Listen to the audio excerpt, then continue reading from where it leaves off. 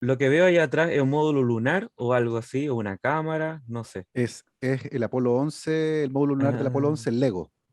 el Lego, sí, te iba a decir Hermoso. que sí era el Lego. No, está, Sí, está bonito. ¿Es de tu hija o es tuyo? es mío. Ah, ya. Me Es gusta la mío. sinceridad. Sí, invité a mi hija que lo armara conmigo, pero ella sabía Ya, que ese es mi regalo. Cuando entregué uno de mis libros, siempre me hago ya, regalos cuando entrego alguna pega. Y yo quería armarlo hace rato y me lo iba a comprar, pero tenía que terminar un libro. Entonces dije yo, si me compro el Lego, no voy a terminar el libro, me voy a dedicar a armar, yo me conozco, no voy a claro, tener la caja guardada en un rincón, voy claro. de cabeza. Entonces dije, no, cuando entregue el manuscrito, ahí me voy a comprar el Lego. Entonces, terminé el manuscrito y fui, prepandemia, y me compré el Lego y con mi hija entre los dos lo armamos, fue una experiencia fascinante. Un Mi hija autorregalo. ama los Legos, ama Star Wars, ama el espacio y todo, así que lo pasamos increíble. Ella de hecho tiene su Lego de la X-Wing, un fighter ¿En así, serio? Oh, qué Debe ser gigante, baratito ese. el de Poe, de la película de Ah, las ya. nuevas Star Wars, Sí, sí, sí. con negro con anaranjado, Sí, tiene bonito. ese de Lego, Es hermoso, sí. hermoso. Entonces, pero ese en particular es mío.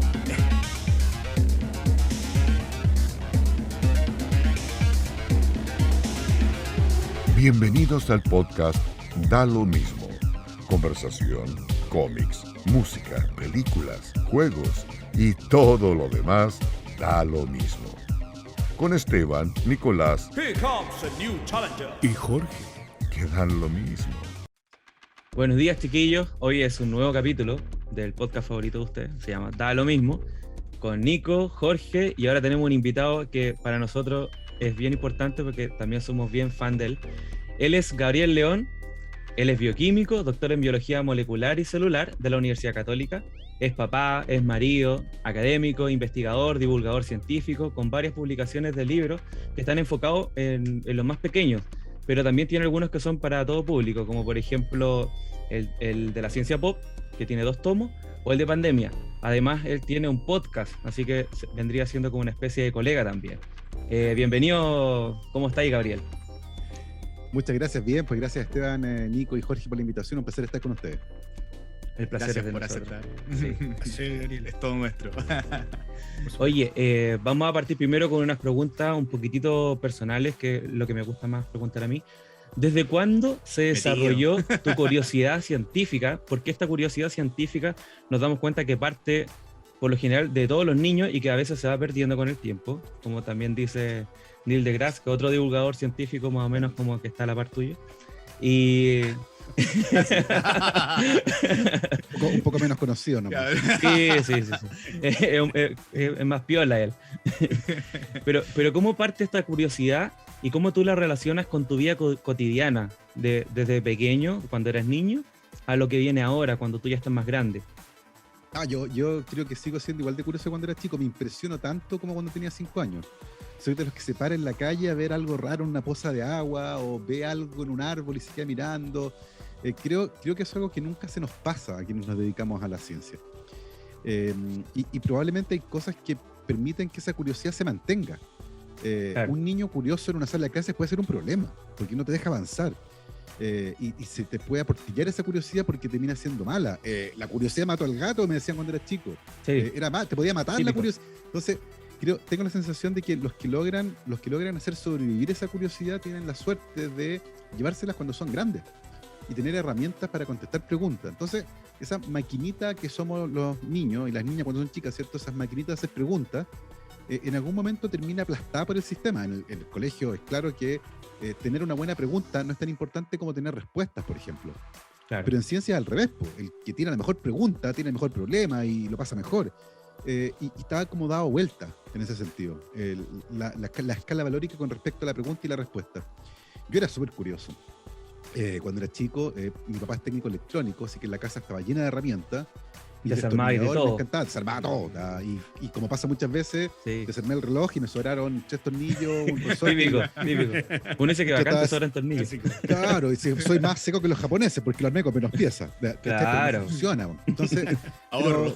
ahorro, pero evidentemente puedo reciclar estos tornillos en otra cosa.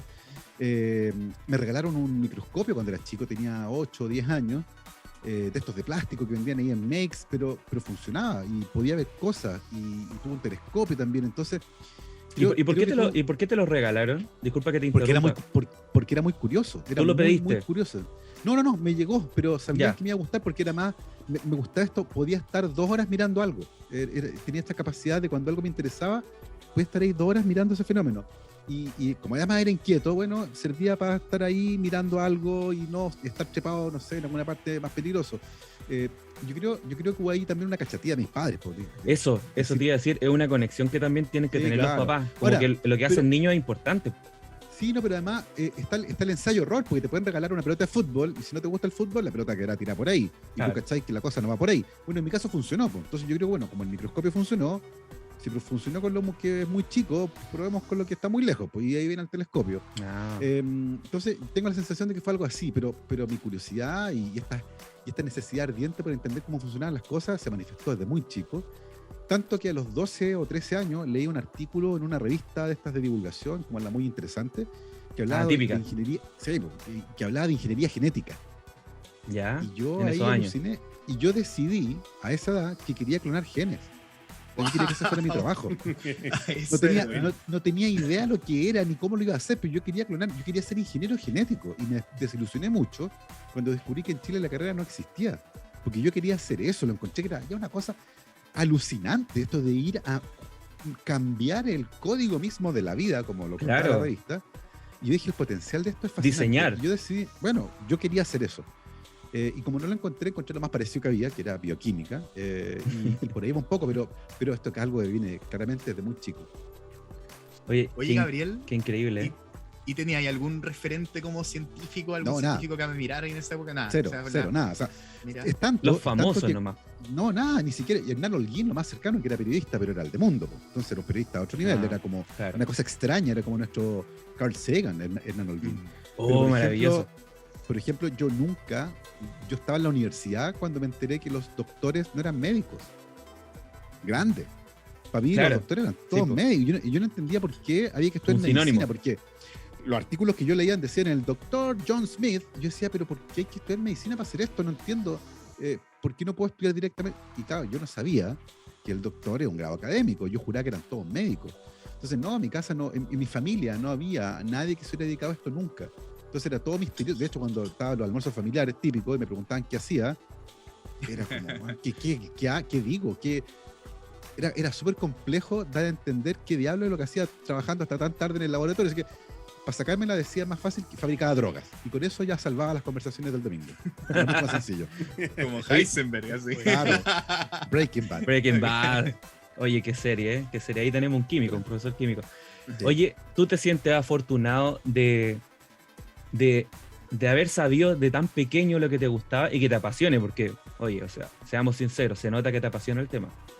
Sí, no, o sea, creo que la suerte es un factor fundamental en mi vida. Porque tuve la suerte de crecer en una casa donde se me brindó la oportunidad de estudiar lo que yo quisiera, El apoyo. donde la curiosidad era apoyada, donde cuando dije que quería estudiar bioquímica, nadie me intentó convencer de que estudiara ingeniería o derecho, o no sé, otra carrera más tradicional, porque bioquímica es una cosa súper extraña.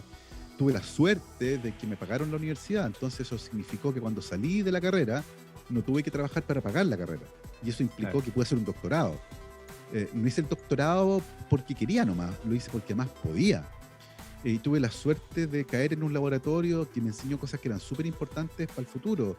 Y tuve la suerte, y tengo la sensación de que hay que reconocer también aquello. Fui muy afortunado y Claro. supe reconocer aquellas oportunidades que se me dieron en el camino. Y la eh, aprovechaste, que eso no es suerte. Absolutamente. Claro. Pero es cierto, o sea, si se me da. A ver, a mí la carrera de bioquímica me encantó y la estudiaría de nuevo. Encuentro que es hermosa, es una carrera muy bonita. Y tuve la oportunidad de aprender cosas fascinantes que me daba cuenta que pocas personas iban a tener esa oportunidad de entender a ese nivel de detalle cómo emergió un proceso tan complejo como la vida a partir de un montón de moléculas. Y el solo darse cuenta de que tú estuviste ahí y tuviste la oportunidad, revaloriza tu camino. Entonces, a mí la carrera me encanta, yo la estudiaría 1000 veces, encuentro que es una carrera muy, muy bonita, muy bonita. Qué genial. Sí, porque hay muchas personas que tienen una idea cuando pequeño y después con el tiempo Sí, o claro. empieza a declinar la creatividad o también te cuartan un poquito tus alternativas que tenías en tu vida. Sí. Y te dicen, no, Sí, tenés que ir absolutamente. por este camino. es súper importante el apoyo que tú tuviste también con tus papás. Sí, absolutamente. Porque- Por eso digo que hay que tener un poco de suerte también. Claro. No es puro talento, no es puras ganas, no es puro yo lo hice, ¿cachai? Yo creo que es importante reconocer que en el camino pasan cosas, así como me ocurrió después, porque lo que yo hago hoy día no tiene nada que ver con lo que yo hacía hace 8 años atrás. Yo hace 8 años atrás era académico, estaba en un laboratorio, tenía fondos, era estudiante, y hoy día hago otra cosa que es completamente distinta. Y eso también es una cosa súper azarosa, Claro. que se encontró en un momento determinado, coincidieron varias cosas y salió un Gabriel León completamente distinto al que era bioquímico. Entonces, creo que es importante reconocer esos eventos que son definitorios en nuestro camino y que nos pasan, son cosas que nos ocurren. Oye, Gabriel, ¿por qué bioquímica y no biología? O medicina, o otras carreras que también pueden tener Sí. un área de la Sí. investigación. Lo que pasa es que yo en esa época estaba obsesionado con clonar genes. A mí me interesaba eso. Ya. Yo Fue algo estudié que duró bioquímica harto. porque quería, y si no, yo llegué con esa idea a la universidad. Y me acuerdo que vi las mallas de bioquímica en varias universidades, y en la Católica había un ramo que se llamaba genética molecular. Y yo dije, por aquí va la cosa. de acá soy yo, de acá soy yo. Y de hecho fue tanto que mi primera pega en la universidad, cuando fui a golpear la puerta de un laboratorio, mi primer trabajo en el tercer año de bioquímica fue clonar un gen. Y de ahí lloré. En serio. Sí, pues. Por cierto, Qué- que una qué lindo. de las historias, bueno, yo tengo tus libros, sí, me declaro fan tuyo, he sido alumno también del curso de narrativa que diste en la Universidad Andrés Bello. Muy buen curso, en verdad me sirvió un montón. Y una de las historias más bonitas que cuentas justamente es la historia un poco de la proteína fluorescente verde, de cómo se Sí. clonó, de cómo hay una persona ahí que no ganó un Nobel, que se enteró por la radio. Es una historia muy linda, se nota que la cuentas con un montón de pasión. Es que, ¿sabes? Hay algo fascinante, y qué bueno que mencionaste lo de la narrativa, Nico. Fíjate que cuando uno toma un paper, el artículo científico, y Claro. lo lee, es pasmosa la falta de humanidad. No hay gente ahí. Eso mismo lo podría haber hecho un grupo de robots o un algoritmo. Claro. No hay, Una inteligencia no hay artificial. no hay cómo saber que lo que está escrito ahí lo hizo un ser humano. No hay humanidad. Porque no es necesario. En ese sentido, es una ciencia que se alinea mucho con este modelo como clásico del ejercicio 100% racional, donde no entra Claro. nada más, como esa ciencia que ocurre en el vacío, flotando en el aire. Y no, po. La ciencia es una actividad humana. Claro. Y es interesante De porque observación. cuando uno cuenta la ciencia, hay un vínculo que se vincula, que está muy relacionado con el del humor. En el stand-up comedy hay un recurso narrativo que es muy característico, y es ¿se han fijado? Claro. ¿Se han fijado cuando uno va al supermercado y quiere tomar una caja muy alta y uno que es chico? No, bueno, ¿se han fijado? Apela a la experiencia compartida. Mm. Pero si yo te digo, oye, ¿se han fijado cuando uno va a la luna? No, pues. Nadie va a la luna, po. ¿Cómo me Con voy a Gino sentir Lorenzini íbamos a ir a identificado? la luna. Ya nos perdimos y nos farreamos esa tremenda opción, nos farreamos esa tremenda oportunidad. Pero bueno, cuando uno cuenta esa historia, en el caso de la ciencia, por ejemplo, todo lo que está ahí parece ajeno, lejano. ¿Qué tiene que ver eso conmigo? Con una persona que nos... Entonces, pero los elementos están en esa historia, y son los elementos humanos que nos cuentan cómo ocurre la ciencia. Y en la historia que hay ahí, de Douglas Packratch, el bioquímico gringo, que tiene la idea de usar una proteína de un organismo marino, una medusa, ¿cierto? Una proteína que tiene la propiedad de ser fluorescente. Y se le ocurre usar el gen de esa proteína para ponérselo en el genoma de otro bicho, y que ese bicho fabrique esta proteína fluorescente y poder ver estructuras celulares, pegársela a otra proteína y ver dónde iluminar, poner un faro dentro de la célula. Y es una idea brillante. Y el tipo, literalmente, Mejor dicho. murió sacando la idea, y la consigue sacar cuando se había quedado sin plata. Ya no podía seguir investigando, no tenía más recursos. El jefe le dice, bueno, ¿dónde está el producto de tu investigación? Y dice, no ha salido todavía. Va a salir, pero es que ya se te acabó el tiempo. Y lo terminan despidiendo de su trabajo.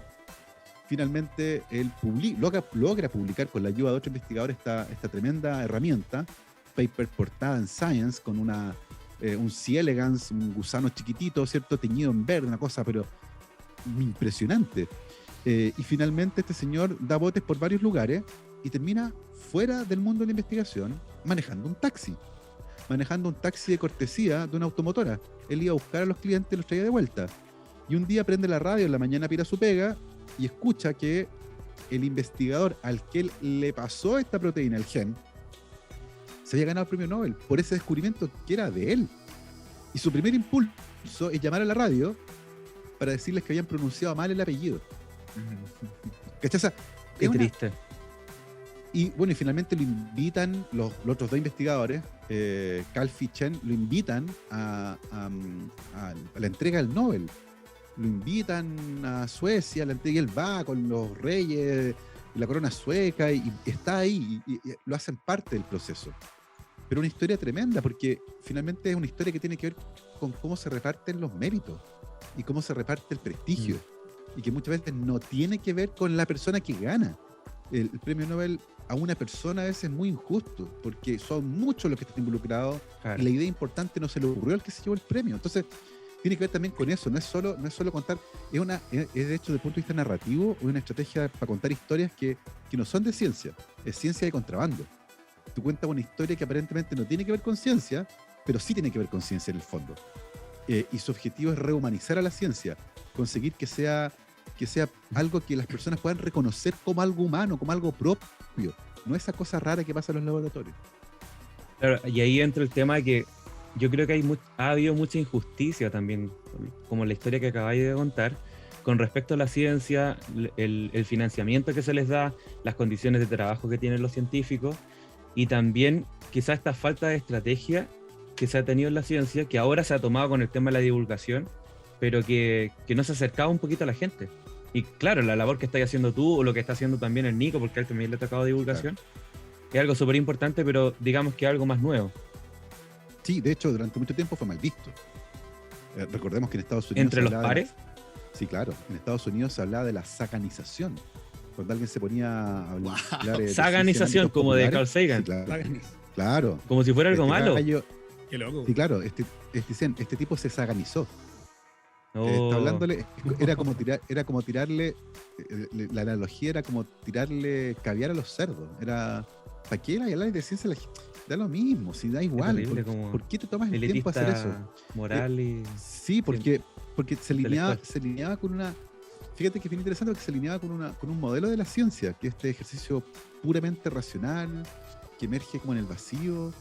De hecho, cuando Karl Popper asume un poco la crítica a ese modelo, este modelo que ve la ciencia como algo súper estructurado y como en el vacío, y Popper dice, no, pues si acá hay otros ejercicios también ocurriendo. Y eso empieza también a cambiar la relación de la ciencia con la sociedad. Porque originalmente, de hecho, con la comunicación científica, durante mucho tiempo la comunicación científica consistió sencillamente en traspasar información de un lado a otro, era muy vertical. Claro. El famoso modelo de déficit de la información. El público es un vaso vacío, yo tengo el conocimiento y lo voy a llenar. Y se nos olvida que la gente todo el mundo tiene una actitud con respecto a la ciencia, la ve de alguna forma. Hay influencias externas, pasan cosas, es una actividad humana. Esta idea un poco romántica de que los científicos son la reserva moral del mundo, que todo está bien y como que no hay científicos malos, estafadores, mentirosos, y pues hay de todo. Sí, están repartidos todas las características humanas como en cualquier otras disciplina. En profesiones. realidad. Exactamente, pero por alguna razón es especial, ¿cachai? Porque intenta acercarse a la verdad, porque tampoco es la verdad, intenta acercarse a ella. Entonces, tiene todo este manto que lentamente se ha ido modificando para entender una relación distinta con la sociedad. Y eso ha tomado tiempo, y eso probablemente explica mucho de los conflictos que hoy día hay entre la ciencia y la sociedad, y estos malos entendidos, estas distancias, si tú quieres. Claro. Mira, voy a terminar con una preguntita de mi sección. Te quería preguntar cómo tú lo has hecho para compatibilizar la vida familiar con el trabajo científico. Las barreras que has tenido, no sé, o cómo también ha sido tu experiencia para trabajar con tu misma familia. A ver, cuando yo todavía dirigía un laboratorio de investigación, cosa que no hago desde el año 2010-15, en 2015 cerré mi laboratorio, era súper heavy porque yo me había divorciado hace varios años.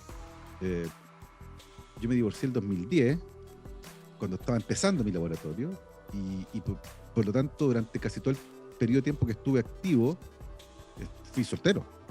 Entonces tenía una vida laboral súper agitada. Trabajaba mucho, básicamente.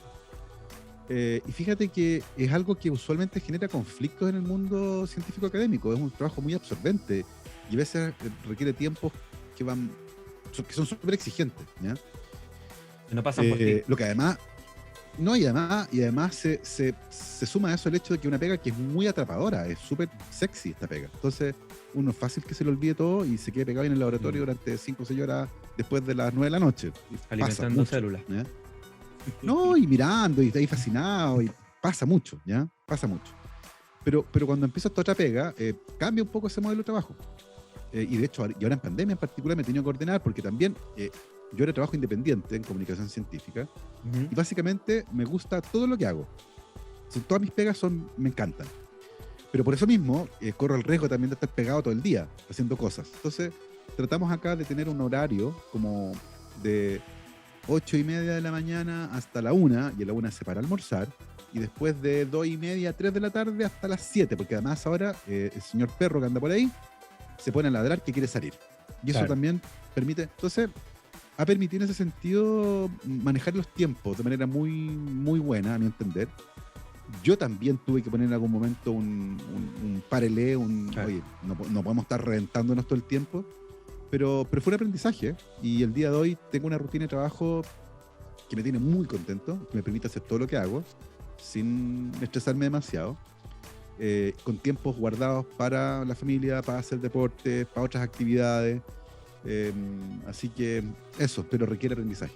Claro, porque sobre todo ahora con el tema de la pandemia, el estallido social, como que nos vino a quebrar un poquitito el esquema. Así que básicamente organizándose, ¿no? Sí, ¿no? Y dándose cuenta. El problema es que uno no se da cuenta. Claro. Uno está tan arriba de la pelota haciendo cosas que muchas veces tiene que ir una crisis familiar, de salud, lo que sea, y uno dice, uy, parece que hay algo raro acá. Bueno, por eso te decía lo del aprendizaje. Y hay gente que aprende de distinta manera. Hay unos que aprenden a la buena, dándose cuenta, y otros que aprenden a la mala.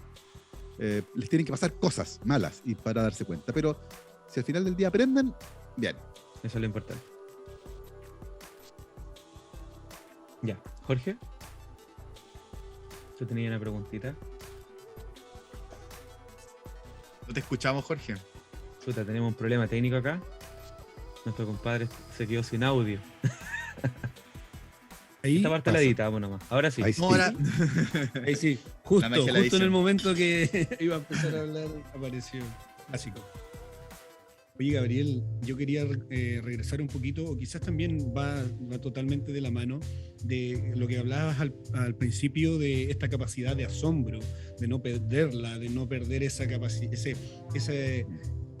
esas ganas de descubrir cómo funcionan las cosas. Y sabes que lo rico de tener estas conversaciones es que te das cuenta que en algún momento o en algún lugar las experiencias individuales de muchas personas coinciden en el apoyo que tienen cuando en la infancia para continuar con este afán de embelezarse, de dejarse seducir por el descubrimiento. Por ejemplo, hace un par de días tuvimos a Francisca, la entrópica, que es una música que ella se definía como más que productora o músico, que a ella le gustaba desarrollar sonidos. Y cuando niña le regalaron un My First Sony, una Tascam, y pudo explorar los sonidos, diseñarlos, y andaba... Y los papás, ella contaba que aunque sus papás no entendían lo que ella estaba haciendo, la apoyaron. Y fomentaron ese amor por descubrir, por explorar. Y creo que es demasiado importante, porque yo soy educador, soy profesor de inglés. Entonces me importa mucho ese discurso que uno tiene con la infancia, de decirles, oye, esto se puede. Tú puedes, oye, esto, claro, si quieres hacer algo, dale, apasionate, no hacerlo, no, sabes que, claro, es lo que decías tú, no, estudia esto que te va a dar plata, en vez de hacer lo que tú, como el arte no da, si tú quieres hacer música, no, te vas a morir de hambre, o si quieres, y hay mucha gente que sí lo logra, hay muchas personas que sí lo logran, ilustrando, haciendo cine, también tuvimos un invitado que hace cine, y yo te quería preguntar, ¿cómo ves tus publicaciones, tus libros, estos libros de preguntas que son hechas por niños en su afán de conocer, de abrirse al mundo, ¿cómo nace esa idea y cómo tú lo ves, cómo lo has visto la recepción no solo quizás en los niños, sino en sus papás? A ver, estoy súper de acuerdo con eso, una influencia gigantesca. Y fíjate que hay estudios que muestran que los niños, cuando le preguntan a alguien, no le preguntan a cualquier persona, le preguntan a personas en las cuales confían. Y usualmente son los profesores o los papás. Y hay un estudio muy bonito que muestra que los niños incluso creen en la explicación, a pesar de que esa explicación sea abiertamente contradictoria con la experiencia que ellos tienen. O sea, aunque uno les mienta descaradamente, van a ser como, pero te van a creer igual. Es súper heavy porque muestra el fuerte impacto que los papás y los profesores tienen en la vida de los niños. Tendrá que ver un poquito con la evolución eso, ¿no? Capaz que sí, que tiene que ver con eso, con los aprendizajes que uno adquiere. Hay lazos de confianza que se construyen también, sí, y del más cercano. O sea, uno nunca espera que tus propios padres te engañen, por ejemplo. Uno espera ahí encontrar guía, cariño, qué sé yo. Y lo de los libros para niños fue una idea que se le ocurrió a mi hija, no a mí. Mira qué interesante. Sí.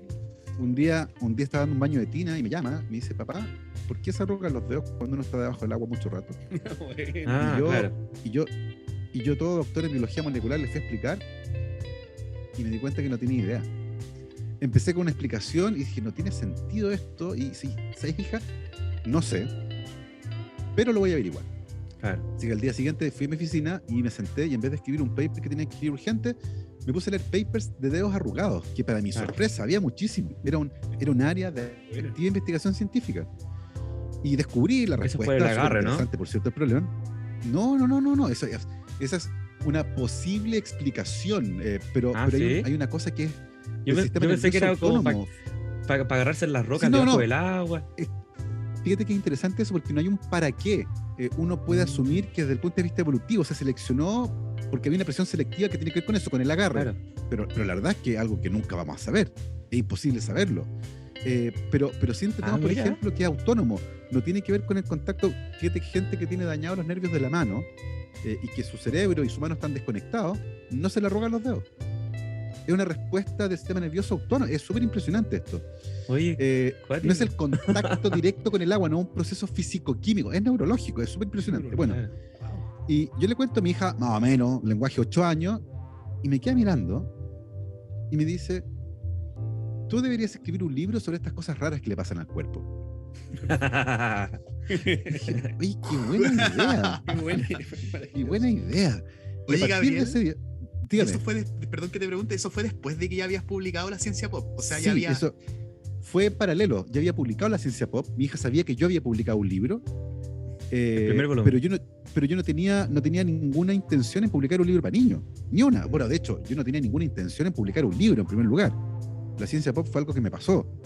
Y cuando sale esta otra idea, yo empiezo a recolectar preguntas, pero no porque fuera a escribir un libro. Encontré que era buena la idea y empecé a juntar preguntas. Y de repente, 1 año y medio después, me llaman por teléfono de la editorial y me dicen, oye, Gabriel, estamos en reunión de pauta, soy editor infantil, yo sé que tú publicaste un libro de ciencia con nosotros, con público adulto, pero me gustaría saber si te gustaría publicar un libro de ciencia para niños. Y yo le digo a la editora, se juntó todo. Lo tengo escrito. Lo tengo escrito, así, Barça, lo tengo listo. Te lo paso mañana. Es la historia de un papá científico y su hija que es muy curiosa. Y les encantó. Y le mandé el primer capítulo, que lo tenía escrito, la historia de los dedos arrugados, y me lo compraron así, onda, vamos, arriba, y salió el libro súper rápido porque tenía las preguntas, tenía el estilo, tenía como la historia de esta niña súper curiosa que era mi hija al final, entonces habla como ella, tiene su actitud un poco, claro, pero fue eso, entonces, como de ahí nace, no fue idea mía, fue idea de mi hija. Qué bonito. Qué genial. Bonito. Sí, qué bonita la historia. Yo pensé que era por unas ganas más personales tuyas, pero curioso cómo salió. Es que yo creo que es importante contar cómo pasaron las cosas porque con La Ciencia Pop, por ejemplo, mi primer libro, pasó algo parecido. Yo nunca quise escribir un libro, no era mi intención. Yo empecé a escribir un blog un día que estaba aburrido porque me corté el tendón de Aquiles jugando fútbol. Y me tuvieron que operar. Y como me tuvieron que operar, me dieron licencia por 2 meses. Y en esos 2 meses, en el postoperatorio aburrido, empecé a escribir un blog de ciencia que se hizo muy popular, tenía 100.000 visitas al año. Y un día alguien que leyó ese blog me escribe por Facebook y me dice: Gabriel, leí tu blog, me encantó, ¿te gustaría convertirlo en un libro? Y dije: broma, ¿a quién le ofrecen escribir un libro? Bueno, me ofrecieron escribir un libro. Y me junté con él en un café, me dijo: mira, yo soy editor en Penguin Random House y leí tu blog y encuentro que es súper entretenido, la ciencia es súper interesante y hagamos un libro. Y así nació la ciencia pop. Yo nunca pensé en escribir un libro. Fue algo que me pasó. ¿Y cuándo la pasó ciencia- a podcast? Pasó a podcast cuando, de nuevo, la casualidad, en enero del 2020, la pandemia estaba empezando recién en China. Partió en diciembre, ¿cierto? Y en Sí. enero yo estaba trabajando en una radio que se llamaba Radio Cero. ¿Ya? Era columnista 2 veces por semana. Y estaba ahí con los temas, pero ahí afiladito, todo. Tenía que sacar 2 temas de ciencia toda la semana. Era bien demandante. Y la Radio Cero en enero desaparece violentamente. Es vendida y me quedo sin radio para el resto del año. Y yo justo había sacado una columna sobre el COVID, que ya estaba apareciendo en China, y dije: pucha, qué lata perder este training que tenía de generar historias de ciencia 2 veces por semana, que me gustaba. Y ya era tarde para encontrar otra radio. Usualmente esa se negocia en diciembre, qué sé yo, un poco antes. Y dije yo: bueno, es el momento entonces de largar con un podcast. Voy a hacer un podcast. Y partí en febrero, me compré un micrófono, aprendí a editar, aprendí a grabar, hice algunas pruebas y me ¿Lo lancé hiciste con un solo? podcast. Solo. Aprendí YouTube, San YouTube, Claro. cómo grabar en GarageBand, Tutorial. cómo eliminar Claro. el eco, cómo hacer una caja acústica, Jaime cómo Altozano. editar. Claro. ¿Puedo usar esta canción con derechos de autor? Pues todo lo aprendí ahí. Y partí en marzo, y fue súper divertido porque en marzo, cuando parte la pandemia, aparecen 1 millón de podcasts. Como Sí, que po. se llenó de podcasts. Y muchos de esos proyectos murieron rápidamente porque hay gente que partió de aburrida y lo soltó. Claro. Y yo partí mi podcast súper bien. ¿Algunos seguimos? Algunos seguimos. Con 10 seguidores, pero seguimos. Sí. Seguimos, ¿cachai? Yo una vez a la semana, pero como un hobby. Claro. Y de repente se convirtió en un trabajo. Y tenía patrons y tenía auspicio. Y de repente era un trabajo. Entonces, de nuevo, se convirtió en una... Y terminó siendo uno de los podcasts más escuchados de Chile. El otro día estaba en México en el lugar número 8, los podcasts de ciencia más escuchados en México. Qué bueno. Entonces, terminó convirtiéndose en algo súper entretenido, que hasta el día de hoy me encanta. Yo diría que el podcast es una de las cosas que más me gusta hacer, porque además, volviendo a la primera pregunta, me permite asombrarme permanentemente. Sí, yo todos los días me asombro de las cosas que no sabía y de las historias con las que me cruzo. Entonces se ha convertido en una pega que es re fascinante, pero de nuevo, tratando de encontrar un poco, llenar ese vacío que me dejó la radio, aparece este proyecto que partió como un hobby y finalmente se convirtió en un trabajo. Sabéis que a nosotros nos gusta harto tu podcast, con el Nico lo escuchamos, y además porque nos recuerda un poco a otro podcast, pero que está en inglés, que se llama Science Versus. No sé si lo cacháis. Sí, por También somos supuesto. fans de ese Y- podcast. Sí. Pero claro, Sí, pero muy- esto obviamente está en español, ¿cachai? Y se acerca a otro tipo de personas. Fíjate que yo creo que más democrático. yo creo que por ahí va algo que es re importante. Tú lo mencionaste. Podcast como Science Versus o como el de Radiolab, no sé si lo cachan. Yo no. Radiolab No. No, yo tampoco. son extraordinarios. Ahora, el de Science Versus es una productora, es de Gimlet. y Las tiene un cagó montón de Gimlet tele- Media. Cuidado. Bueno, Claro. es un proyecto que hacerlo es el sueldo de varias personas, ¿ya? Pero tiene Claro. un estilo narrativo que en español no había. No había un podcast como ese. Claro. Y cuando yo empiezo el podcast en español, de los primeros comentarios que me llegan me dice: oye, qué choro, porque esto es como los podcasts que uno escucha en inglés, Claro. pero con contenidos en Sí. español. Pero es ese estilo, no es como el podcast que te va a enseñar algo, Claro. como que es muy, como te decía antes, muy modelo de déficit. Muy debería enseñar qué es el ADN. Bueno, el ADN, no, es contar historias. Y en eso se parece mucho, y una gran inspiración, por cierto, a Radiolab, a Science Versus, y a un programa que existió en televisión, en Discovery Channel, hace muchos años atrás, que es un señor que me parece que de apellido Burke, que se llamaba Connections, y que partía un tema, decía, con la extracción de diamantes en África. Y de ese tema pasaban al yogurt, por un vínculo entre ellos dos que era impensado. Y del yogurt a los viajes en barco, y de los viajes en barco volvían a África. Entonces era una narrativa fascinante Buenísimo. que te llevaba por distintos lugares, pero siempre había un hilo conductor. Bueno, ese tipo de narrativa me encanta y he tratado de hacerla en varios proyectos, se puede, en otra historia un poco más plano, pero esa es un poco la idea. Oye. Y de esos proyectos me nutrió mucho. De más que lo cacháis, po. Para nosotros también nos marcó la infancia el mundo de Big Man. Sí, claro. Sí, por supuesto. Maravilloso. Increíble. ¿Hay algún No, plan de hacer algo así? Como más de chistoso, no sé, medio Sí, Rick and Morty, mira. pero... Mira, hace 2 años atrás, casi 3 años atrás, 2 años y medio, estaba yo en mi casa y me llaman por teléfono. Y era Gonzalo Argandoña, periodista científico que tiene una productora que se llama Cábala. Me dice, oye, Gabo, tengo un proyecto nuevo y estamos buscando un actor y me gustaría que fuera ahí al casting. Y yo le digo, pero yo no soy actor. Dice, no, sí sé, pero yo creo que sería bueno que el actor de este papel tuviera algo de ciencia, porque hay nombres de dinosaurios, me dice, y yo creo que sería bueno que tuviera algo de científico. Y se me ocurrió que tal vez tú podrías, y te he visto en televisión, me dice, podrías hacerlo. ¿Te animáis? Y yo, ya, pues, fui al casting. Un día de verano, llegué, me pasaron un guión, me dice, ya vamos a hacer lectura de guión, pusieron la cámara, hicimos lectura de guión. Y yo leo el guión, qué sé yo, una escena bien chora. Me olvidé del asunto, me llaman a los 3 días. Me dice, oye, quedaste seleccionado. Qué bueno. Y te tocó competir con actores, me imagino. Con actores. Ya, pues, y bueno, el papel era el máster. El máster es el guía espiritual o científico de 3 niños que son locos por la paleontología. Un chileno, una argentina y un colombiano. Son niños chiquititos. Y estos niños que tienen un club de paleontología y que se mueven por toda Sudamérica con sus contactos y van descubriendo cosas, tienen un guía que los ayuda a encauzar las investigaciones que hacen. Y este guía, que se llama Master, es un personaje súper loco que siempre está subiendo un cerro, subiendo el Himalaya, en un avión camino a la Antártica, en una carpa, explorando una caverna, y es medio distraído, y es súper... Bueno, ese era yo. Y ese programa lo grabamos y se está emitiendo ahora en una señal que se llama NTV, que es el canal sucesor de Educa TV. Claro. Todos los domingos a las 8 de la noche van el 3er capítulo, la próxima semana el 4º. Y es una locura. O sea, hay un capítulo donde me disparan en una bala de cañón de circo y yo tengo que ir con mallas azules y una capa. O sea, es una locura realmente, pero lo pasé increíblemente bien, pero un trabajo de actor. Y lo pasé increíblemente bien grabando esa serie. Es lo más parecido que he hecho a aquello de Big Man, que fue un programa que también marcó varias generaciones, una generación completa ahí de gente que alucinó con la ciencia, que se reía con Lester, esta rata de laboratorio con la cola parchada. Sí, pues. Y que terminan teniendo, esos programas terminan teniendo un impacto gigantesco en las decisiones que hay. Sí, por supuesto. Sí, por ahí mira, vamos.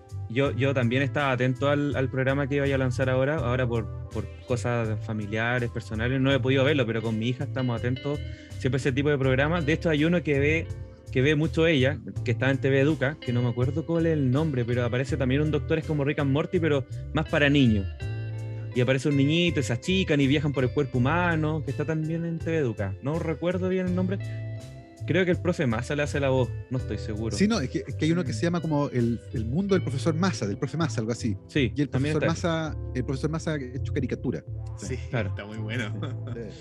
Oye, Gabriel, quería preguntarte también a propósito de estos programas, de los libros que tú has publicado, de lo que está ocurriendo también con respecto a la divulgación. ¿Cómo ves tú la educación? ¿Cómo ves tú la forma en que las personas se están educando ahora que se puede hacer de forma remota y se puede hacer en el momento que uno quiera, viendo videos, haciendo educación online? ¿Cómo lo ves tú? ¿Cómo ves el presente y el futuro de eso?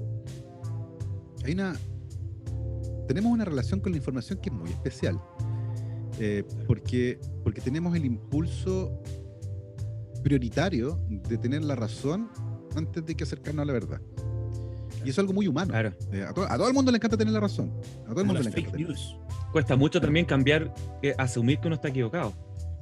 O que no sabe, como lo hiciste tú con tu hija, que Bueno, encuentra algo muy valioso en la ciencia. Lamentablemente nuestro cerebro tiene un montón de formas de funcionar que atentan un poco contra esta nueva forma de compartir información que tenemos, básicamente Internet, ¿ya? Porque basta que una persona crea A y aunque encuentre que las 20 primeras entradas en Internet dicen que es B, cuando encuentre que la 20ª A, va a decir, yo sabía. Claro. Tenía razón. Hay otro loco en La el otra mundo no que vale. piensa lo mismo que yo, ¿ya? Entonces es muy divertido eso. Buscamos confirmar lo que ya creíamos, no encontrar la verdad. Y nos cuesta aceptar una verdad que es distinta a la que uno pensaba. En ese sentido, nuestras creencias son a veces mucho más relevantes que la información que consumimos. Y por otro lado, es la forma en que tenemos de navegar por la información, porque fíjate que pasa algo fascinante. El día de hoy hay aplicaciones de celular que tú fácilmente con un clic puedes reemplazar tu cara en la cara de Iron Man, por ejemplo. Claro, y durante 30 segundos... Deepfake. Y lo hace un algoritmo. Tú no lo programaste. Tú no hiciste nada más que un botón. Claro. Y es fascinante porque hemos puesto en manos de las personas una tecnología tremendamente poderosa que no entendemos. No sé cómo funciona, pero produce un efecto. Y ese efecto se resume en que el día de hoy tú ni siquiera puedes ver, tú ni siquiera puedes creer algo que viste con tus propios ojos en una pantalla, porque podría ser mentira. Claro. Entonces, nunca antes en la historia había pasado eso. Que uno pudiera ver algo, verlo con tus ojos y que fuera completamente falso. Sí, es verdad, existen las ilusiones ópticas y los espejismos y todo lo que tú quieras. Pero ver algo acá y decir, oye, todo lo que está aquí no es cierto. Está hecho por computador, Entonces, hay desafíos que tienen que ver con nuestra forma de interactuar con la información que deberíamos estar hace rato asumiendo en el colegio, por ejemplo. Porque el día de hoy, aprender contenidos, por ejemplo, pierde valor. Claro, saberse todos los ríos de Chile. Es mejor saber dónde buscarlo. Claro. Y cómo yo confío, saber qué sitio es mejor que otro, cómo sé que esta información es cierta, porque si 10 sitios distintos dicen que este río está en la primera región y un sitio dice que está en la segunda, bueno, es muy probable que ese otro sitio esté malo, se equivocó. Y los otros 10 que coinciden lo tengan bien. A discutir con argumentos. Esa idea tan extendida el día de hoy de que es mi opinión y tienes que respetarla. ¿Cierto? Claro. Uno ve en un montón de... Pero, oye, espera un poco. Es mi opinión y las vacunas son... Yo creo eso y es mi opinión y tiene... Como que se nos olvidó de que tiene que ver la ciencia, que no tiene que ver con opiniones, tiene que ver con cómo yo puedo demostrar un punto con evidencia. Pero eso no es algo que tengamos suficientemente claro el día de hoy. Entonces tengo la sensación de que en ese sentido la educación está enfrentando un desafío gigantesco, que tiene que ver con cómo aprendemos a convivir con este volumen gigantesco de información, mucha de la cual es patraña, no sirve, invento, manipulaciones. Fíjate que hoy día estaba leyendo, estoy preparando una charla sobre sentimientos antivacuna y reticencia en plena pandemia, una charla que va a ver un poco más adelante, y estaba leyendo, por ejemplo, una noticia hace pocos meses atrás de una agencia de publicidad que intentó contratar a varios youtubers para diseminar información falsa sobre una de las vacunas en particular. Es demencial. Y lo hubieran hecho si no es porque estos señores youtubers fueran suficientemente honestos para decir, ¿sabes qué? Esto no está bien. Claro. Y por mucha plata que me pague, y lo denunciaron. Uy, pero menos mal. Pero es impresionante porque, ¿Cuántas personas creen a famosos? bueno, ese es el punto. O sea, por algo rostros famosos salen haciendo publicidad de Pepsi o Coca-Cola y no un científico. ¿Ya? Porque la credibilidad es una cosa que es bien curiosa. No tiene que ver con tus descubrimientos, tiene que ver con cómo la gente te percibe. Un rostro Como alguien cercano. cercano, Los influencers. por supuesto. Oye. Alguien como usted. Me acordé, creo que lo vi en tu live, el de hace como 3 semanas atrás. Te hice algunas preguntitas y me llamó la atención algo que creo que lo dijiste tú o lo dijo alguien que te comentó, que muchas veces uno a un niño, en vez de darle la respuesta, uno le pregunta, ¿qué te imaginas tú? Sí, eso lo dije yo. Sí, Y eso es parte de lo que está en los libros, porque tengo la sensación de que frente a una pregunta infantil, lo primero que nos asalta es la urgencia por la respuesta, porque es lo que hemos aprendido toda la vida. En el colegio, si nos preguntaban algo, había que contestar. Y si uno no contestaba bien, tenía un 1. Y en la universidad lo mismo. claro. Entonces, como que estamos Entonces, programados. Les da miedo, les da miedo a contestar. Se van a reír de mí. No, te da miedo no saber. Es mejor carrilear que admitir que uno no sabe. Exactamente. Mejor mejor- que- Entonces, la pregunta es, ¿qué saco yo con contestar esa pregunta? En el fondo, ¿qué saco yo cayendo en la urgencia de la respuesta? O sea, oye, me preguntan A más B, y digo, no, sé. ¿Qué fue lo que hice ahí? Bueno, llené un espacio de desconocimiento, ¿cierto? Había un espacio ahí donde no se sabía algo y ahora se sabe. Es un poco como este dicho que tienen los asiáticos, ¿cierto? Si tú le das un pescado un día a una persona, esa persona va a comer un día. Claro. Pero si le enseñas a pescar, va a comer todos los... Bueno, esto es lo mismo. Si yo contesto preguntas, voy a ir rellenando de a uno esos espacios de ignorancia. Cuando es mucho más sencillo mostrar cuál es el mecanismo que usamos para contestar preguntas. Y está acá arriba, es un ejercicio intelectual. Entonces, cuando alguien pregunta algo, digo, oye, ¿pero tú qué crees? Independiente si yo sé o no sé. ¿Tú qué crees? O independiente si está correcto o no. Hacer el Absolutamente. ejercicio. Absolutamente. Entonces, me pasaba mucho en la universidad, Nico. Yo me gusta que los estudiantes hablen. Entonces, yo me paseaba y decía, ya, y acá, ¿usted qué cree que pasó? Y la primera respuesta, bueno, después de que intentaban esconderse en el asiento, ahí como escondido, y yo para eso usaba mi puntero láser y se los ponía aquí en la frente para que supieran claramente que eran ellos a los que le estaba preguntando. Si no se dispara. Si no se dispara. Ah, Me decían, la primera que me contestaban les salía del alma. Me decían, no sé. claro. Y yo le dije, pero si no te estoy preguntando te estoy preguntando tu opinión al respecto. ¿Qué No la crees tú? Exactamente. Yo sé que tú no sabes, si no estarías en la sala. Pero quiero que me digas qué se te ocurre. Y la cara de espanto de esos estudiantes era impresionante.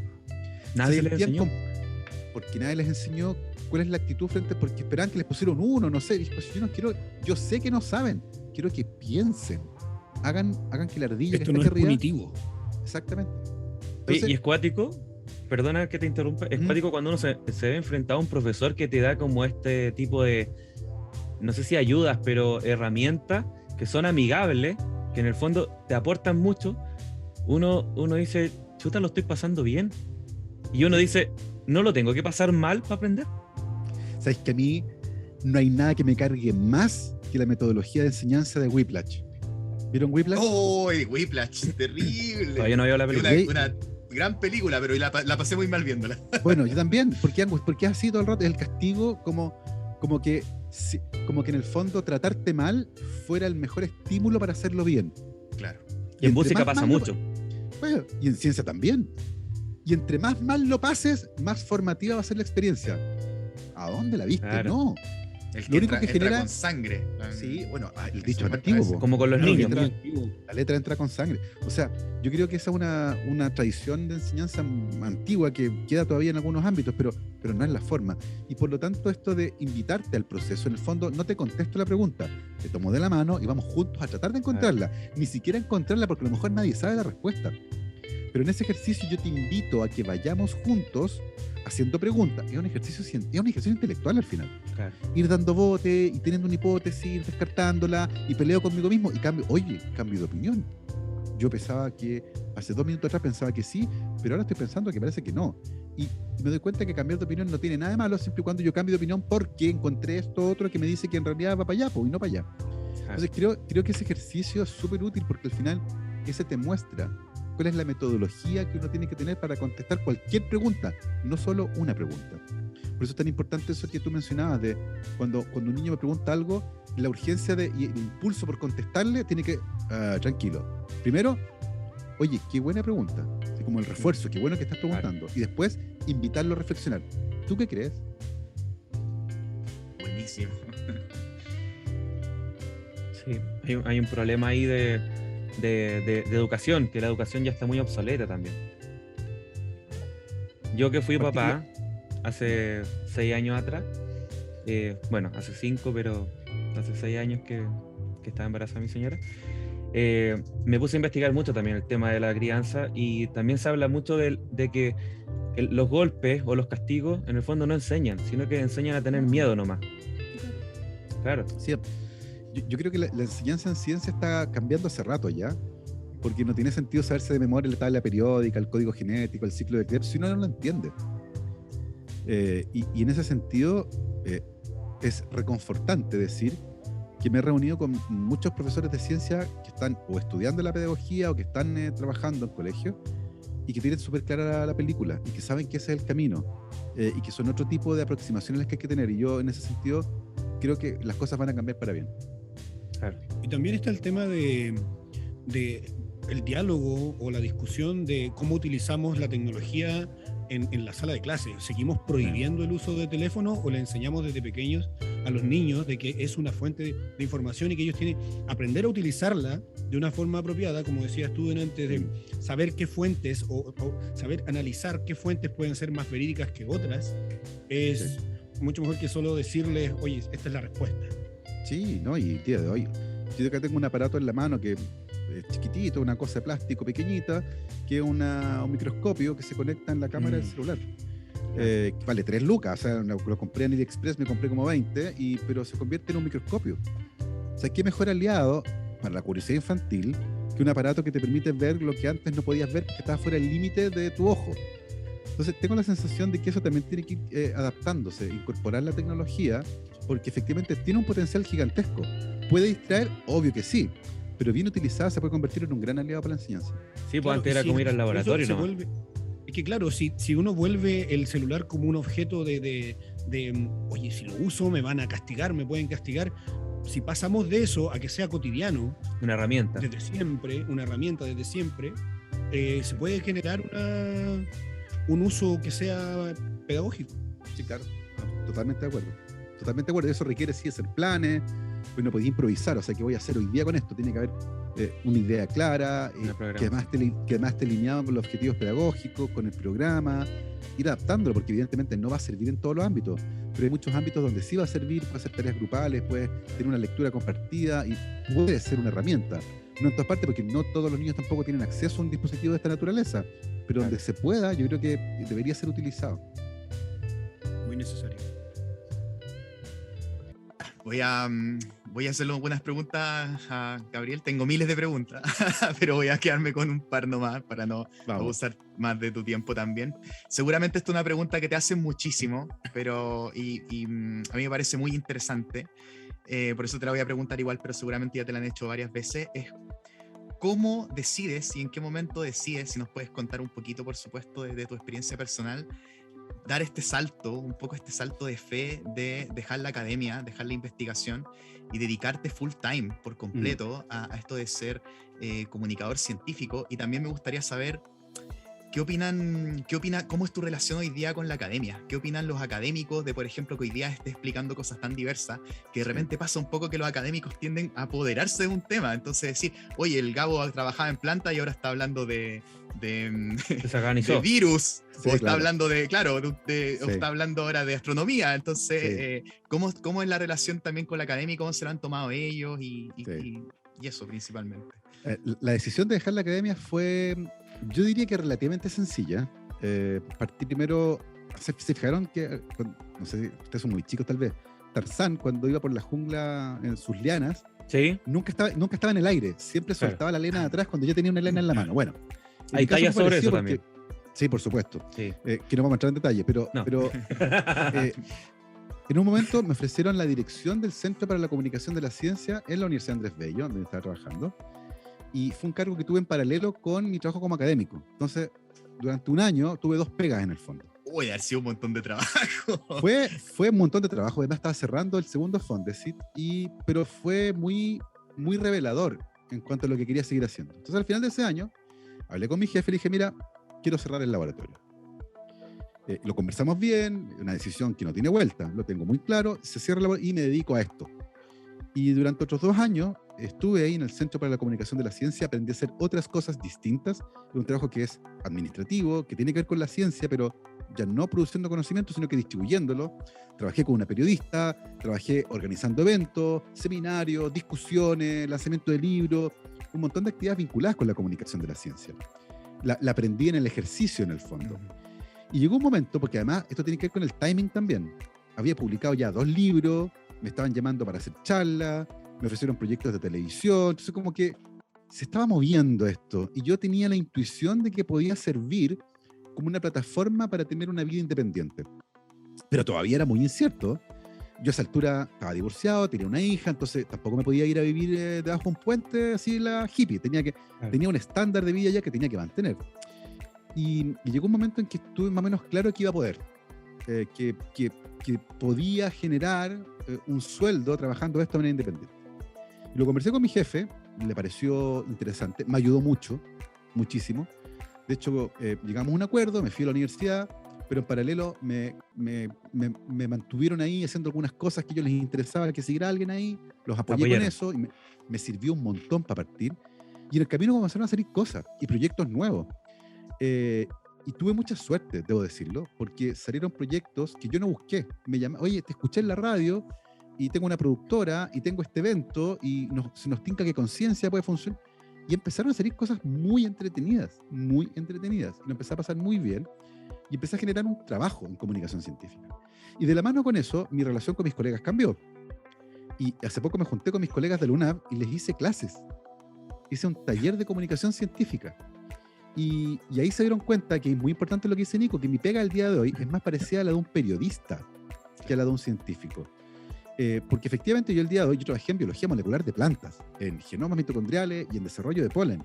Entonces, para muchos puede ser un poco causar escozor, que yo estoy hablando de virus. Y es distinto porque, claro, nuestra relación comunicacional en el mundo académico con nuestras actividades es que uno va a un congreso a hablar de lo que hace. Yo evidentemente jamás me atrevería a ir a un congreso de virología a hablar de virus. No tiene ningún sentido. Pero tú mi tenías ya un trabajo criterio.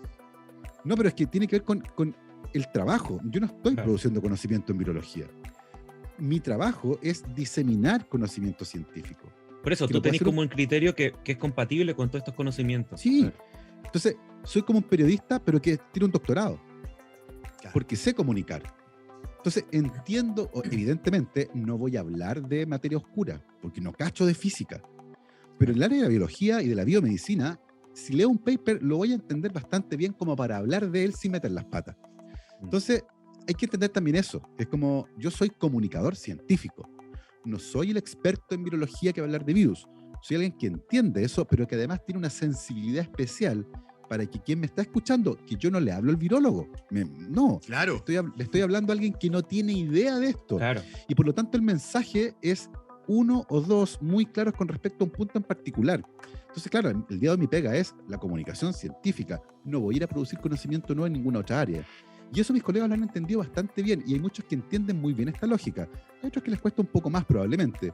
Pero la experiencia con el taller que hicimos ahora, por ejemplo, que terminó hace una semana, fue notable porque además descubrieron que la comunicación de la ciencia es además una disciplina científica, que se genera conocimiento nuevo, que hay congresos, que hay journals especializados. Entonces, algunos creían que era casi como un ejercicio, casi como un oficio. Claro. No, y hay doctorados en comunicación científica. Entonces, para muchos fue un descubrimiento gigantesco ver a la disciplina como algo nuevo, que no lo habían visto así. Oye, y pensaban también que es era- un desafío súper grande agarrar un conocimiento que es súper técnico, súper especializado y llevarlo a una persona que no tiene idea de nada. Sí, claro. ¿Cachai?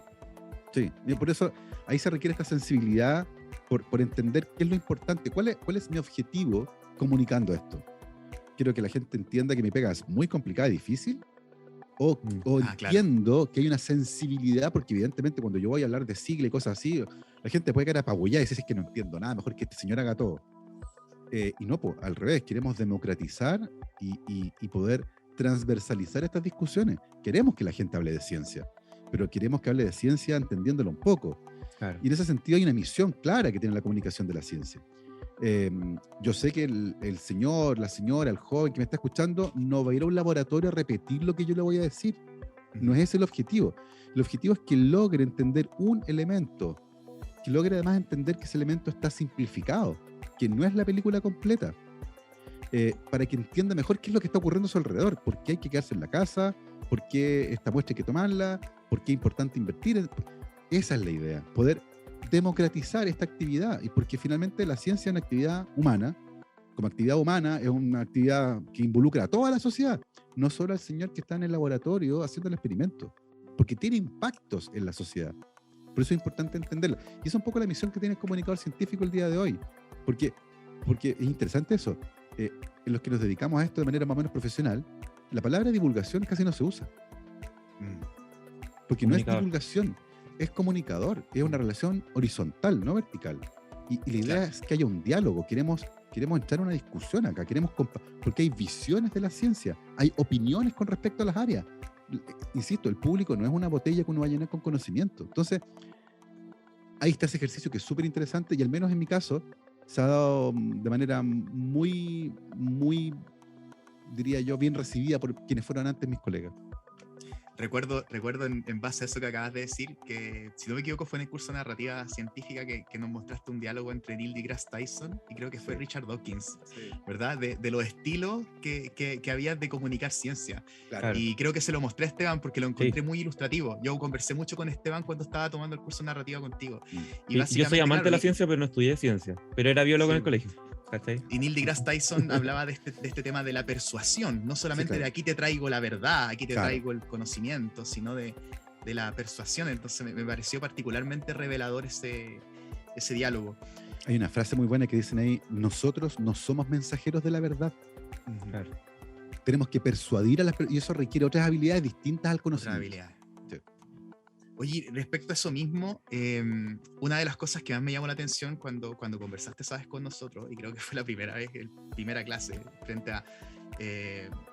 a mis compañeros que eran estudiantes de doctorado de las más diversas áreas, o sea, no solamente de las ciencias biológicas, sino de ciencias matemáticas, física, había de todo tipo de digamos, de estudiantes de doctorado ahí. Y llegaste diciendo algo que yo creo que impactó a muchos, yo más o menos ya lo esperaba, pero nos impactó a la gran mayoría, que nos dijiste que en la academia ya queda poca pega, queda poca pega en la academia, porque la mayoría de los espacios ya se ocuparon.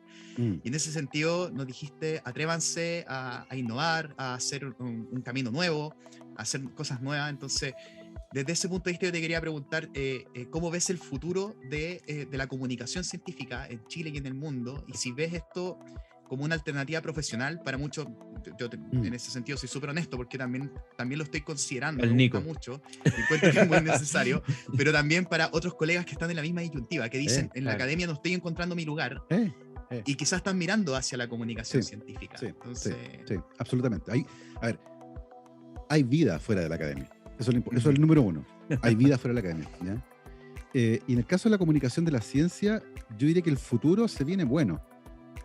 Por ejemplo, este año, por primera vez, hasta donde yo entiendo, por primera vez en Chile, un estudiante de magíster de una carrera científica hizo su tesis en comunicación de la ciencia. Lo que para mí es un hito.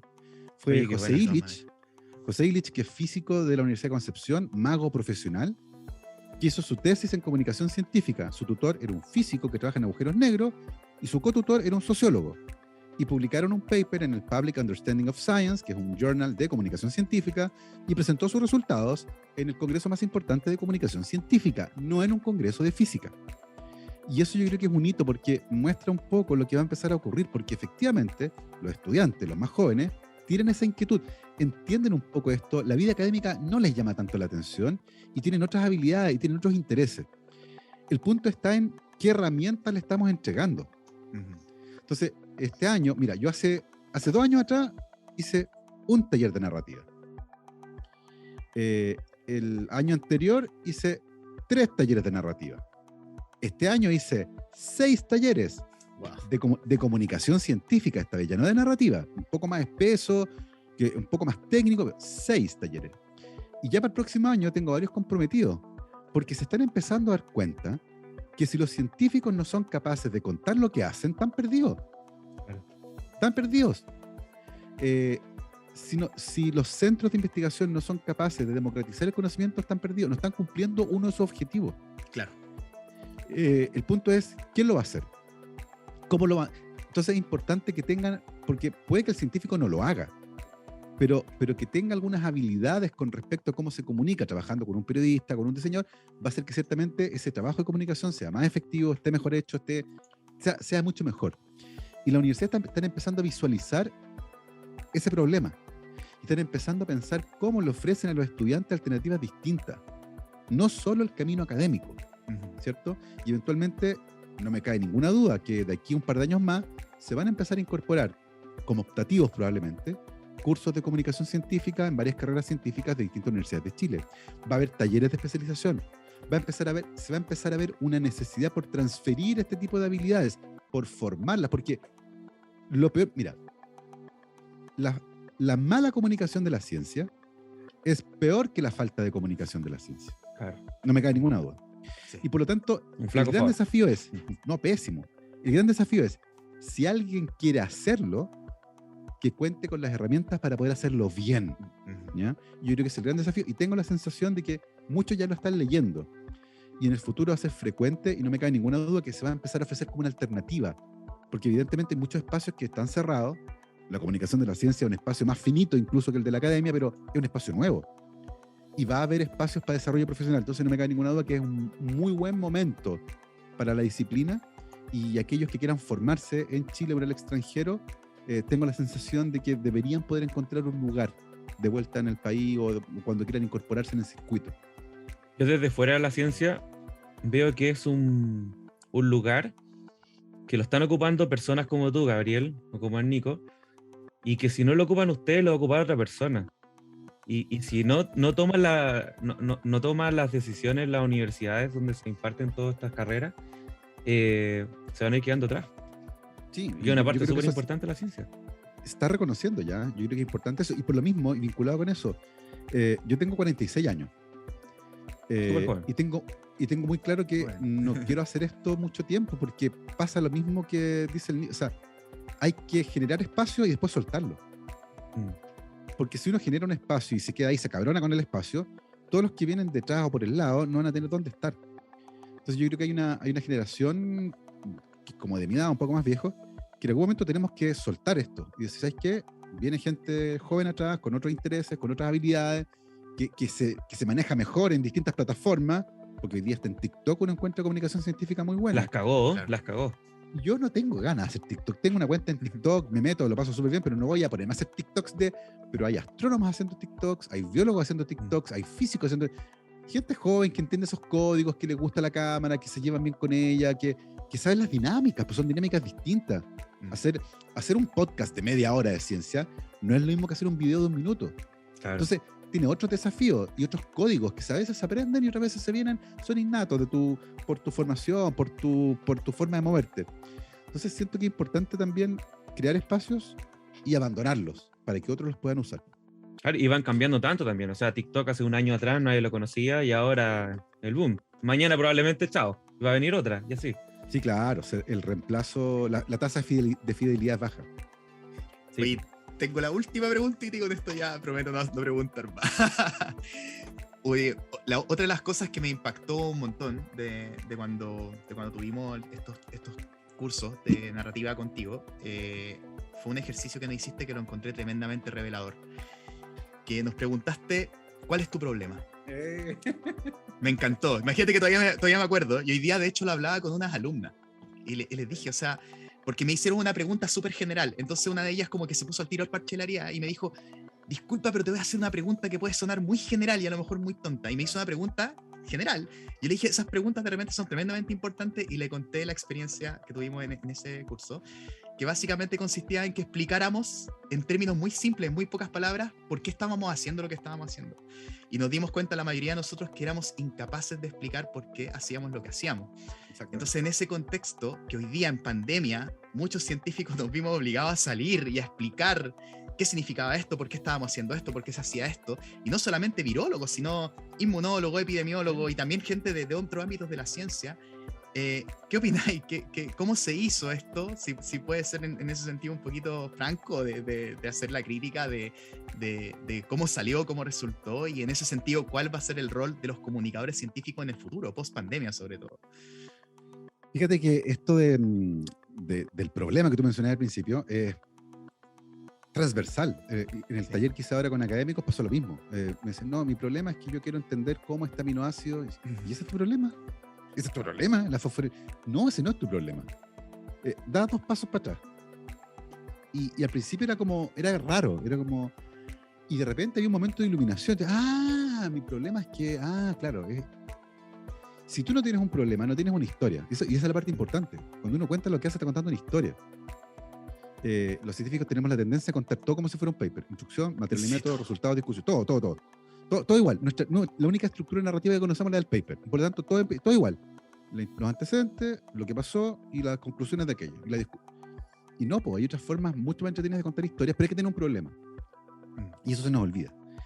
Y con la pandemia pasó mucho que muchos que no habían interactuado con medios de comunicación, por ejemplo, tuvieron la oportunidad de hacerlo. Algunos lo hicieron muy bien. Tienen algo que yo llamo intuición narrativa. Saben contar historias. saben entender qué elementos son relevantes, saben qué palabras tienen que cambiar, saben cuál palabra no pueden cambiar, pero tienen que explicar lo que es, porque si cambian la palabra pierde un poco el sentido, pero tienen que explicar lo que es. Y en el caso, yo te escuché, por ejemplo, Nico, en la radio, súper bien, muy bien explicado, teniendo muy claro a quién le estabas hablando. Y eso también es súper importante, porque en el ejercicio de la comunicación, una de las preguntas que hay que hacerse antes de embarcarse en el ejercicio de la comunicación es entender muy bien a quién le estoy hablando y cuál es el mensaje. No puede ser improvisado, tiene que estar claro. A veces sale de manera intuitiva y uno sabe que le está hablando al público de la radio, que es un público más o menos informado, pero no es científico. Y tiene un mensaje claro que es este que está aquí, y es uno, y lo tengo bien pulido y lo voy a contar bien de dos maneras distintas.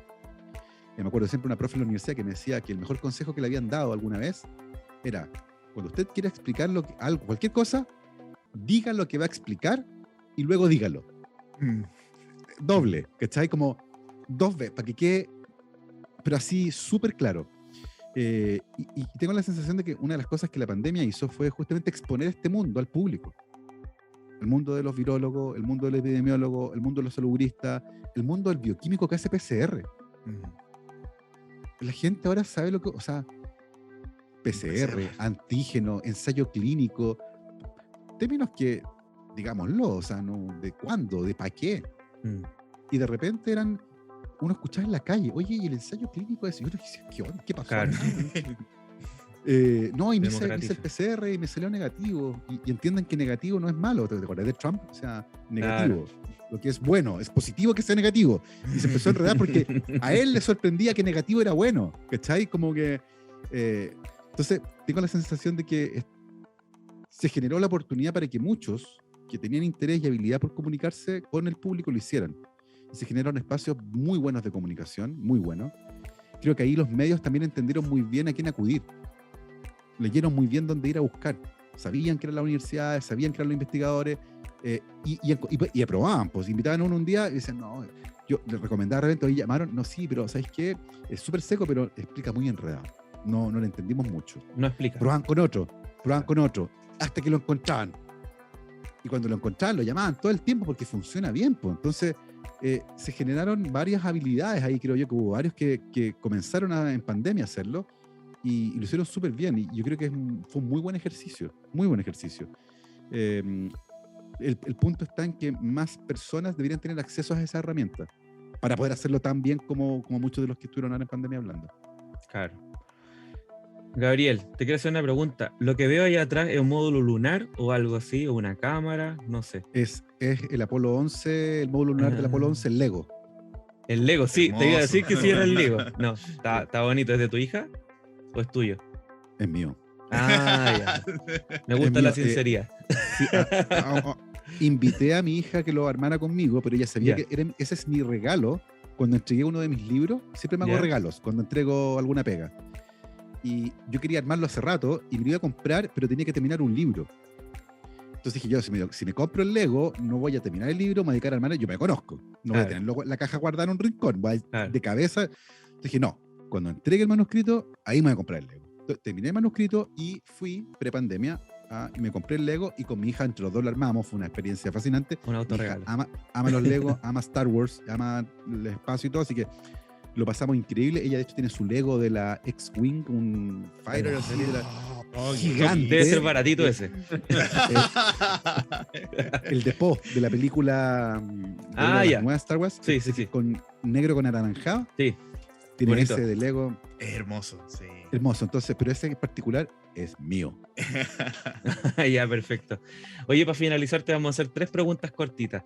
Lo primero que me gustaría saber cuál es tu hobby o lo que haces tú como para desconectarte un poquitito del estrés diario. Cocinar. Amo cocinar, me encanta hacer pan. Se me nota ahí lo bioquímico porque la fermentación me fascina. Ah, ya. Masa madre y toda la onda. Sí, claro, creo que las levaduras y la fermentación nos han regalado cosas tan bonitas como queso, la cerveza y el pan, y con esas 3 cosas... Maravilloso. Y ahora las 2 últimas preguntas, chiquititas. ¿Qué cosa te da lo mismo y qué cosa no te da lo mismo? Haciendo alusión un poquitito al programa. Sí, fíjate que entre más viejo estoy, más cosas me dan lo mismo. Perfecto. En el fondo he aprendido a tiene que ver un poco con mi No calentarte personalidad, la diría yo. Sí, Mm. y entender que hay cosas que van a seguir ocurriendo, ¿ya? Lo que no me da lo mismo para nada y me pone de muy mal humor es la gente que no tiene la más mínima consideración por el resto. Ya, la Ya, por indolencia, ejemplo, la falta de Por empatía. ejemplo, vivo en un edificio donde la mayor parte de sus habitantes tienen 80 o más años, ¿ya? Y por lo tanto en mi edificio no hay estacionamiento de visita y en la calle hay un estacionamiento reservado y es grande, porque las ambulancias son grandes. De Claro, eso estamos hablando. claro. Acá una vez a la semana viene una ambulancia Emergencia. a ver a alguien que tuvo alguna descompensación. Y aquí a la vuelta hay un bar. Entonces hay gente que viene, no encuentra Se estaciona. estacionamiento y se estaciona ahí. Entonces, oye, disculpa, le digo yo, hay un letrero, está demarcado. No, estoy, me dice, no, estoy, te van a pasar un parte. O se estaciona frente a un grifo que está aquí en la esquina. Claro, Entonces, ese tipo de actitudes, el que winner. se para en un semáforo y no se da cuenta, no sé, que se para arriba el paso peatonal. claro. Es como, hay gente que vive tan por encima, que no, como que me carga. Es como que ese tipo de actitudes, y esas claramente no me dan lo mismo. Maravilloso. Muchas gracias, Gabriel. De verdad estamos Gracias, muy Gabriel. agradecidos. Para No, nosotros placer. es un Muchas logro gracias, tenerte Gabriel. acá. Felicísimos. No, un placer, Muchas fue un gracias por agrado la compartirnos conversación. tu visión. Estuvo muy entretenida la conversación. Gracias a ¿Lo ustedes por pasaste las bien? preguntas, por la invitación.